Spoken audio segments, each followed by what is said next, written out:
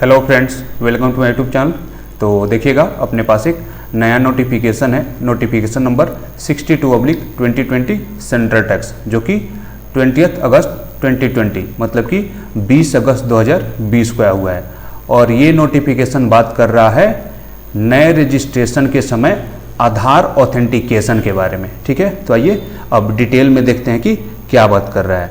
तो ये बता रहे हैं इस नोटिफिकेशन में कि अब जब भी कोई पर्सन जीएसटी का नया रजिस्ट्रेशन के लिए अप्लाई करेगा तो उसको आधार ऑथेंटिकेशन के प्रोसेस से गुजरना होगा, मतलब कि आधार को ऑथेंटिकेट कराना होगा।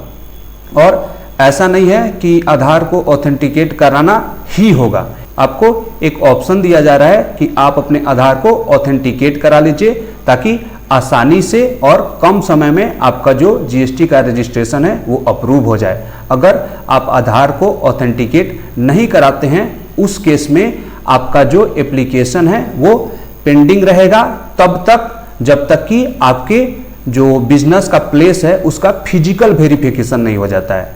मतलब कि अगर आप आधार ऑथेंटिकेशन को सेलेक्ट नहीं करते हैं तो उस केस में पहले आपके जो बिजनेस का प्रीमाइसेस है, बिजनेस का जगह है, जो भी एड्रेस आपने दिया है अपना प्रिंसिपल प्लेस ऑफ बिजनेस, उसका फिजिकल वेरिफिकेशन होगा। और फिजिकल वेरिफिकेशन होने के बाद ही आपके रजिस्ट्रेशन के एप्लीकेशन को प्रोसेस किया जाएगा। क्लियर है? इसके साथ एक और बात मैं बता दूं कि यह भी जरूरी नहीं है कि हर केस में आपके प्रीमाइसेस का फिजिकल वेरिफिकेशन होगा ही होगा। ये आगे बोल रहे हैं कि अगर कोई भी प्रॉपर ऑफिसर है, मतलब कि आपके जरिस्डिक्शनल ऑफिसर हैं जिनका की रैंक ज्वाइंट कमिश्नर के रैंक से नीचे का नहीं है, वो चाहे तो केवल डॉक्यूमेंट के बेसिस पे, मतलब कि केवल आपके डॉक्यूमेंट को देखकर भी आपका जो है रजिस्ट्रेशन जो है ग्रांट कर सकते हैं, अप्रूव कर सकते हैं बिना फिजिकल वेरिफिकेशन के। बट ये जो है रेयर केस में ही होगा। नॉर्मली आपको या तो आधार का ऑथेंटिकेशन कराना है या फिर आपका फिजिकल वेरिफिकेशन होगा। अब आते हैं कि ये जो आधार का ऑथेंटिकेशन है ये कैसे होगा। तो नॉर्मल सी बात है, जैसे ही हम रजिस्ट्रेशन करने जाएंगे तो आपके पास एक विंडो खुल के आएगा। विंडो जैसे ही खुल के आएगा उसमें एक आपके पास ऑप्शन आएगा, मतलब कि आपसे पूछा जाएगा कि क्या आप आधार ऑथेंटिकेशन के प्रोसेस के थ्रू जाना चाहते हैं। आप टिक करेंगे, मतलब यस करेंगे, तो हमारा जो लास्ट पेज होता है रजिस्ट्रेशन करते समय वेरिफिकेशन का, उससे पहले एक और पेज आ जाएगा आधार ऑथेंटिकेशन का। और ये आधार ऑथेंटिकेशन अब है क्या, आप लोगों को बहुत ही ये जिज्ञासा हो रही होगी जानने की। तो सिंपल सी बात है, जैसे ही आप जो है अपना एप्लीकेशन जो है सबमिट करेंगे ये डाल के कि हाँ मैं आधार ऑथेंटिकेशन के थ्रू जाना चाहता हूं, तो आपने जो ईमेल आईडी दिया हुआ है उस ईमेल आईडी पे और मोबाइल नंबर पे आपके एक लिंक चला जाएगा। उस लिंक में आपको दिया रहेगा कि हाँ आधार ऑथेंटिकेशन के लिए यहाँ पे क्लिक करें। जैसे ही आप क्लिक करेंगे तो आपके पास एक और नया विंडो खुल के आएगा और उस विंडो में आपका जो आधार नंबर है वो आधार नंबर मांगा जाएगा। आधार नंबर डाल के जब आप ओके करेंगे तो आपके आधार में जो भी मोबाइल नंबर और ईमेल आईडी रजिस्टर्ड है उस पे एक ओटीपी चला जाएगा और उस ओटीपी को फिर आपको उस विंडो में डाल के सबमिट करना होगा। और सबमिट करने के बाद आपका जो ARN है वो जनरेट हो जाएगा। क्लियर है? ये सिंपल सी बातें थी। अब आइए इसको थोड़ा सा देख लेते हैं। नोटिफिकेशन तो हमने देख ही लिया है, मैंने जितनी बातें बताई हैं उतनी ही बातें हैं। एक और बात क्या है कि अगर आप आधार ऑथेंटिकेशन का प्रोसेस सिलेक्ट करते हैं तो विद इन 3 डेज, मतलब कि 3 दिनों में आपका जो रजिस्ट्रेशन है वो अप्रूव हो जाएगा। लेकिन अगर आप आधार ऑथेंटिकेशन का जो प्रोसेस है उसको सिलेक्ट नहीं करते हैं, ऑप्ट नहीं करते हैं, तो उस केस में मैंने बताया ही सबसे पहले आपका जो है वो फिजिकल वेरिफिकेशन होगा, उसके बाद ही जो है आपका जो एप्लीकेशन है उसको अप्रूव किया जाएगा। इसमें डेज भी इन्होंने बताया है, वो सारी बातें हम देखते हैं धीरे धीरे। बेसिकली जो इंपॉर्टेंट बातें थी आई थिंक मैंने सारी बातें आपको बता दी हैं। ठीक है, नोटिफिकेशन हमारे पास है और इससे ज़्यादा आसान शब्दों में हमारे जीएसटी के साइट पे इन्होंने लिखा हुआ है। तो आइए साइट से इसको देख लेते हैं। यहाँ पे आपके पास है, देखिएगा जीएसटी के साइट पे provision for Aadhaar authentication in GST registration. ठीक है, तो आइए बोल रहे हैं कि Aadhaar authentication process has been introduced for the persons applying for GST registration. हाँ, एक और बात, अब आप लोग सोच रहे होंगे कि आधार तो केवल इंडिविजुअल का होता है, तो अगर पार्टनरशिप फर्म है या फिर HUF है या फिर कंपनी है, उस केस में कैसे होगा? तो ये बोल रहे हैं under this individuals authorized signatory of all types of businesses managing and authorized partners of a partnership firm and karta of an HUF applying for new registration can opt to undergo eKYC authentication of their Aadhaar numbers. मतलब कि individual है तो जाहिर सी बात है कि आप अपना आधार डालेंगे और OTP उस पर आएगा और उससे आप उसको ऑथेंटिकेट कर सकते हैं। लेकिन अगर इंडिविजुअल के अलावा किसी अदर तरह के आप पर्सन है, मतलब कि एंटिटी है, उस केस में जो ऑथोराइज सिग्नेटरी होगा उसका आधार नंबर आपको डालना है और उसके आधार नंबर पे OTP जाएगा और उसके थ्रू आप जो है ऑथेंटिकेशन कर सकते हैं। उसी तरह अगर पार्टनरशिप फॉर्म है तो जो ऑथोराइज पार्टनर है उसके आधार नंबर को डाल के कर सकते हैं।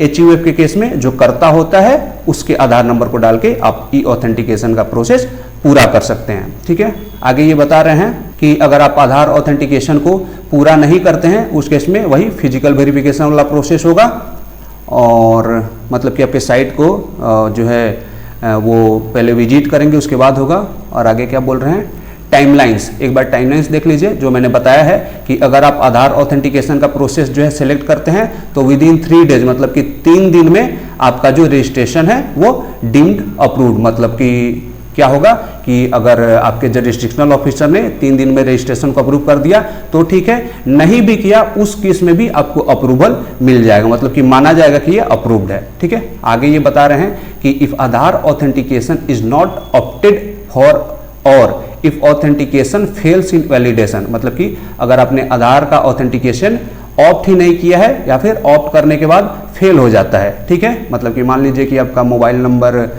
मिस हो गया, कहीं गुम हो गया है, उस केस में कैसे OTP आएगा? ठीक है, तो उस केस में आपका जो वैलिडेशन है वो तो फेल हो जाएगा। उस केस में and no SCN is issued within 21 days, और किसी तरह का शो कॉज नोटिस आपके जुरिस्डिक्शनल ऑफिसर ने आपको इशू नहीं किया है कि भाई हम आपका फिजिकल वेरिफिकेशन करेंगे या फिर ये डॉक्यूमेंट लाके दिखाइए, क्योंकि ना तो आपने आधार ऑथेंटिकेशन को ऑप्ट किया है या फिर आपका आधार ऑथेंटिकेशन फेल हो गया है। तो अगर आपका जुरिस्डिक्शनल ऑफिसर 21 दिन में किसी भी तरह का शो कॉज नोटिस इशू नहीं करता है तो उसको भी डीम्ड अप्रूव्ड मान लिया जाएगा, मतलब कि ये मान लिया जाएगा कि आपके एप्लीकेशन को अप्रूव कर दिया गया है। लेकिन ध्यान दीजिएगा कि tax officer can issue SCN within the period specified for grant of registration like in case of successful Aadhaar within 3 days और in case where taxpayer do not opt for provide Aadhaar और where Aadhaar authentication fails that is 21 working days. मतलब ये बोल रहे हैं कि अगर आपने रजिस्ट्रेशन के लिए अप्लाई किया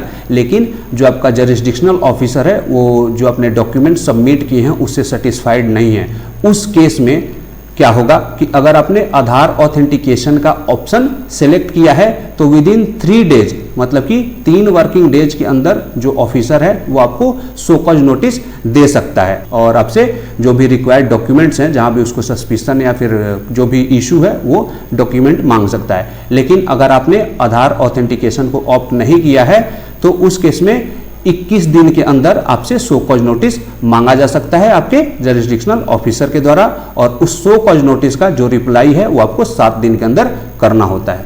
अब आगे जो प्रोसेस ये बता रहे हैं जो मैंने आपको बता दिया, जैसे ही आप रजिस्ट्रेशन की एप्लीकेशन को सबमिट करेंगे आपके GST के रजिस्टर्ड मोबाइल नंबर और ईमेल आईडी पे एक लिंक भेज दिया जाएगा। आगे क्या बोल रहे हैं कि उस लिंक को जब आप क्लिक करेंगे वेरीफाई करने के लिए तो एक नया विंडो खुलेगा जहां से आपका आधार नंबर मांगा जाएगा। आधार नंबर डालने के बाद आपके पास एक OTP रिसीव होगा और उसको फिर आपको वहां पे डालना है। ठीक है, और वही taxpayers need to complete Aadhaar authentication of all promoters partners authorise signatories करता ETC as mentioned in the application to avail the option. ठीक है, applicant can access the link again for authentication by navigating, मतलब कि मान लीजिए कि आपके पास mail नहीं आया, फिर मेल मिस हो गया, तो उस केस में आपको जाना है आपके माई सेव एप्लीकेशंस में, वहाँ पे आपके पास एक ऑप्शन होगा आधार ऑथेंटिकेशन स्टेटस और रीसेंड वेरिफिकेशन लिंक, मतलब कि आप लिंक को जो है फिर से अपने मेल पे भेज सकते हैं अगर किसी भी